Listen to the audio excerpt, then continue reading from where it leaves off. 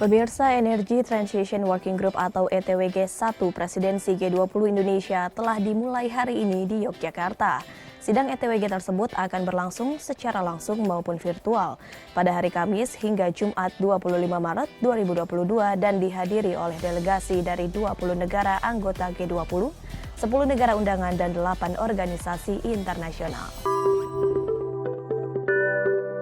Rangkaian kegiatan Energy Transition Working Group atau ETWG 1 Presidensi G20 Indonesia telah dimulai hari ini di Yogyakarta.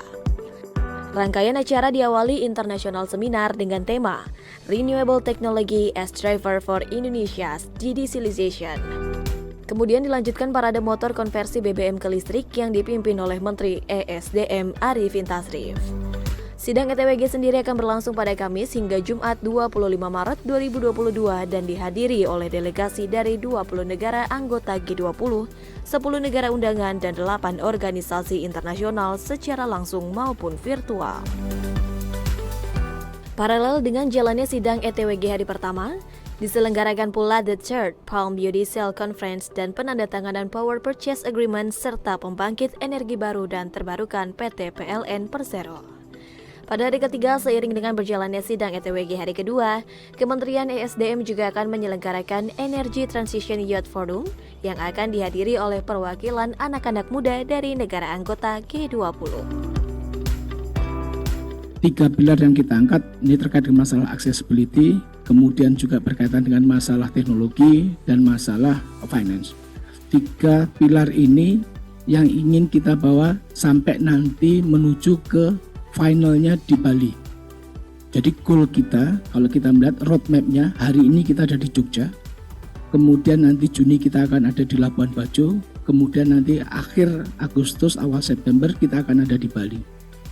3 pilar ini yang kita jaga, ya, sehingga nanti endingnya salah satunya adalah menginginkan ada komunike, yang nantinya di level Pak Menteri lah yang akan memberikan kesepakatan dengan menteri-menteri yang ada di G20.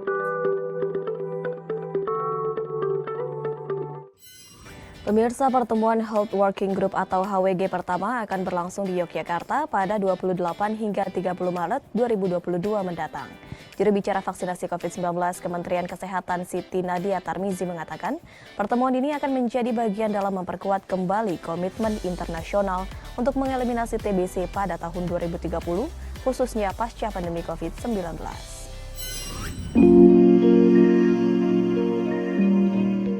Kementerian Kesehatan meneguhkan komitmen untuk segera mengakhiri tuberkulosis atau TBC pada pertemuan tingkat tinggi atau United Nations High Level Meeting Health Working Group atau HWG pertama.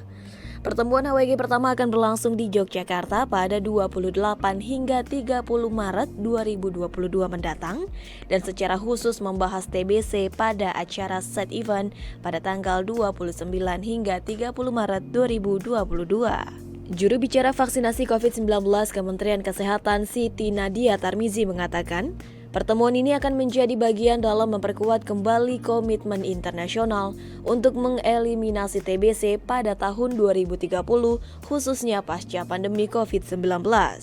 Berdasarkan Global TBC Report pada 2021, terdapat 9,9 juta kasus TBC di dunia dan Indonesia memberikan kasus TBC sebanyak 824.000 setelah India dan Tiongkok. Juru bicara vaksinasi COVID-19 mengatakan, diperkirakan terdapat 24.000 kasus TBC resisten terhadap obat TBC dan estimasi korban kematian akibat TBC diperkirakan 93.000 jiwa per tahun. TBC tentunya bukan hanya berdampak terhadap masalah kesehatan, tapi tentunya juga akan berdampak terhadap permasalahan ekonomi yang cukup besar bagi negara.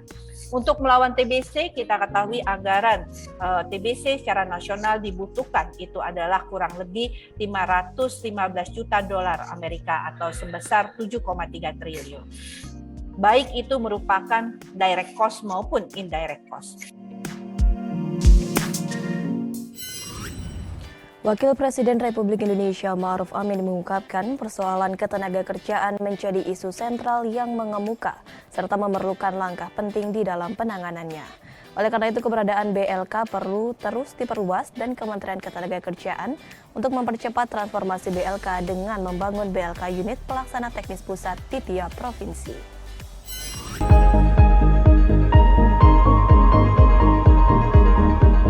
Wakil Presiden Republik Indonesia Ma'ruf Amin dalam peninjauan ke Balai Pelatihan Vokasi dan Produktivitas Kementerian Ketenagakerjaan di Cikole, Lembang, Kabupaten Bandung Barat mengungkapkan, persoalan ketenagakerjaan menjadi isu sentral yang mengemuka serta memerlukan langkah penting di dalam penanganannya.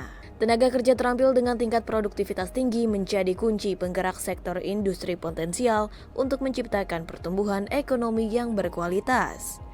Melalui program vokasi yang diselenggarakan BLK, diharapkan akan mencetak tenaga kerja dengan keterampilan praktis dan siap kerja di berbagai industri dan memiliki daya saing di tingkat nasional dan global.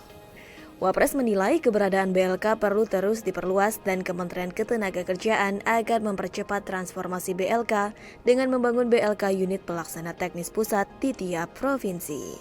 Saya mendengar bahwa dari banyak pegiat perusahaan itu sangat terbantu dengan adanya mereka yang hasil alumni di pelatihan di sini, bahkan mereka menginginkan terus.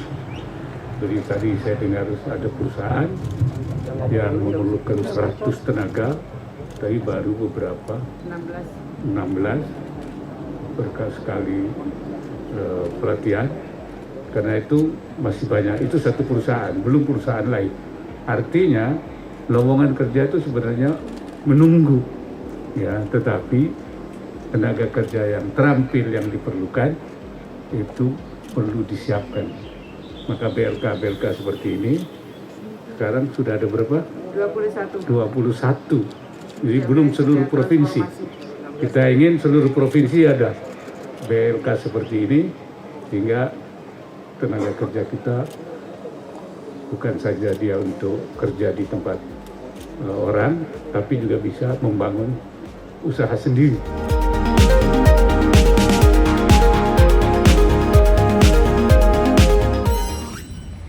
Kemendikbud meluncurkan platform danaindonesiana.kemendikbud.go.id untuk memudahkan pengelolaan dan penyaluran dana abadi kebudayaan kepada para pekerja seni.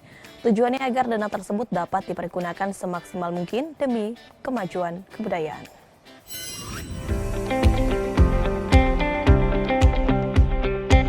Kementerian Pendidikan dan Kebudayaan meluncurkan platform danaindonesiana.kemendikbud.go.id. Platform ini hadir untuk memudahkan pengelolaan dan penyaluran dana abadi kebudayaan kepada para pekerja budaya, seniman, kreator, kelompok seni, penggerak kegiatan budaya, pengelola ruang budaya, lembaga kebudayaan publik, dan asosiasi profesi di bidang kebudayaan. Tujuannya agar dana tersebut dapat dipergunakan semaksimal mungkin demi kemajuan kebudayaan. Agar dapat menerima dana ini, calon penerima manfaat dapat mendaftarkan diri pada laman danaindonesiana.kemendikbud.go.id. Setelah melewati tahapan pemeriksaan, selanjutnya akan ditetapkan nama calon penerima manfaat yang lolos seleksi substansi. Panitia juga akan menilai kelengkapan administrasi dan rincian rancangan anggaran biaya. Namun, calon penerima manfaat juga diberikan waktu untuk melakukan perbaikan rincian anggaran dan administrasi oleh panitia. Selanjutnya, panitia akan melakukan verifikasi beberapa kategori. Dirjen Kemendikbud akan memberikan rekomendasi daftar penerima manfaat kepada LPDP. Pada tahap akhir, LPDP akan menetapkan nama penerima manfaat untuk mendapatkan dana Indonesiana.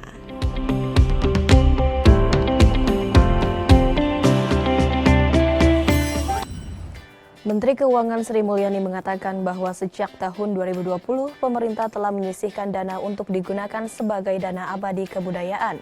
Menteri Keuangan juga mengimbau pihak LPDP harus membuat transparansi dana agar tidak terjadi kesalahpahaman. Dalam program Merdeka Belajar episode 18, Menteri Keuangan Sri Mulyani mengatakan bahwa sejak tahun 2020, pemerintah telah menyisihkan dana untuk digunakan sebagai dana abadi kebudayaan.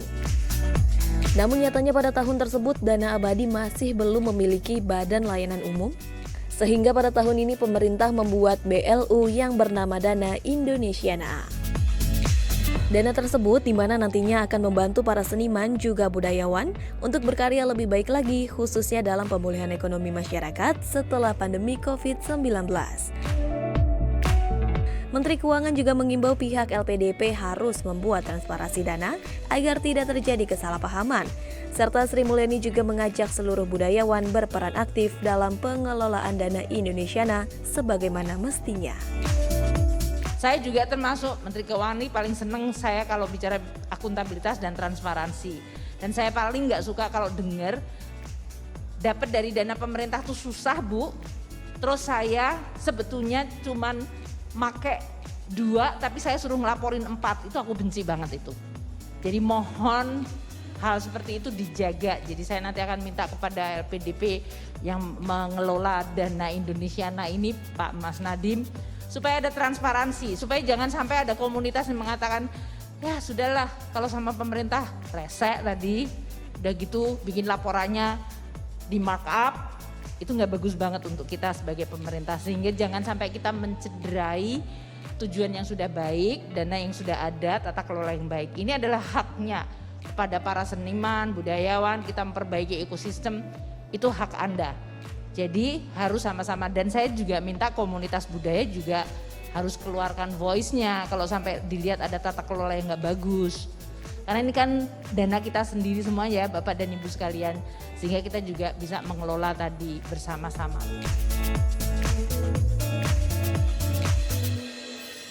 Pemirsa, di segmen berikutnya Kominfo Newsroom segera kembali dengan beragam informasi menarik lainnya, serta perkiraan cuaca dari BMKG sesaat lagi di Kominfo Newsroom.